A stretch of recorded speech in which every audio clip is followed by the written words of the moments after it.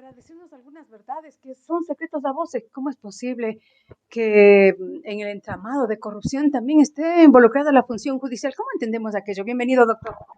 Bueno, todo asesor, todo guía que enrumbe al Ecuador, eh, me parece que es eficiente cuando se sabe aprovechar esa clase de consejos, esa clase de guías, pero si es que en la función judicial no se propone o no nos proponemos, me inmiscuyo en la primera persona del plural, no nos proponemos a la correcta administración de justicia, el Ecuador puede derrumbarse.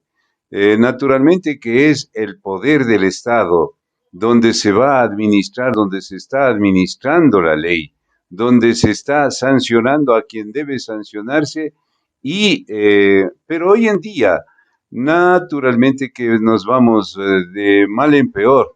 Por ejemplo, aquí en la provincia de Tungurahua debemos los abogados que más o menos tenemos alguna experiencia en la correcta administración de justicia de corregirles de diferente manera que sea, pero sugerirles también cómo debe administrarse la justicia. Y no pues oírse en tal parte allanamientos en Cotopaxi, allanamientos a la función judicial, y aquí en Tungurahua. Aquí en Tungurahua tenemos un grupo de profesionales, como he dicho algún rato a ustedes, señores periodistas, del Tribunal de Honor de los Abogados, que tenemos que estudiar por lo menos para hacer una correcta administración de justicia. No pues una buena mayoría que entraron en ese entonces con una propina de $40,000 está en el puesto y no sabe ni siquiera copiar las sentencias. Eso hemos visto, hemos criticado que se dediquen a estudiar si es que no estudiaron en la universidad, si es que no tienen una buena práctica forense, pero el funcionario judicial debe proponerse a actuar correctamente como debe ser en Tungurahua, en el Ecuador entero, y el Ecuador saldrá adelante en los progresos social, económico y cultural de nuestra patria. Antes los colegios de profesionales eran definitivamente los adalid de la justicia, del buen manejo. En la actualidad parece que esa participación ciudadana se ha perdido y ahí tenemos los resultados también.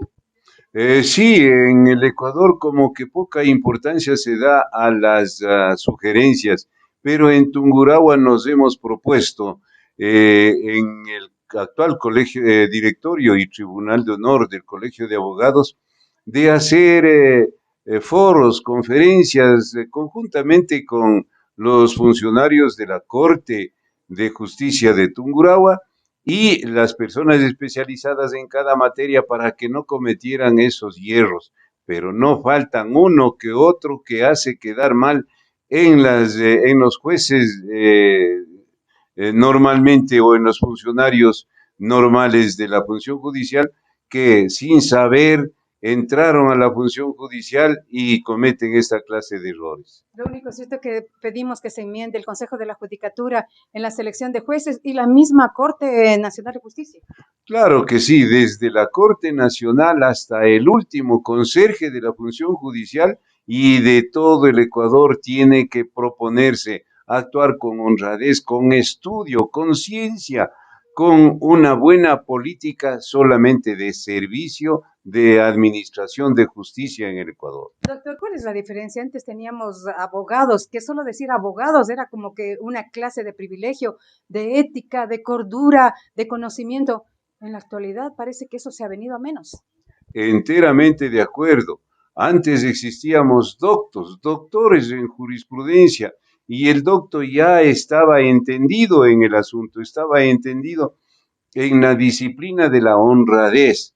Ahora tenemos un número inmenso de abogados que ni siquiera saben el primer artículo del Código Civil. Cuando yo les pregunto, ¿usted sabe el primer artículo del Código Civil? Y ahí se quedan quietitos, la ley es a la declaración, ahí se quedaron, ni el primer artículo del Código Civil. Entonces mi recomendación es de que el doctor en derecho, el abogado que tiene que, en su responsabilidad que defender a la persona, tiene que dedicarse a estudiar, que nunca es tarde.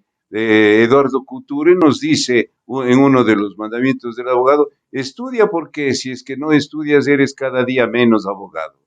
Muchas gracias, doctor.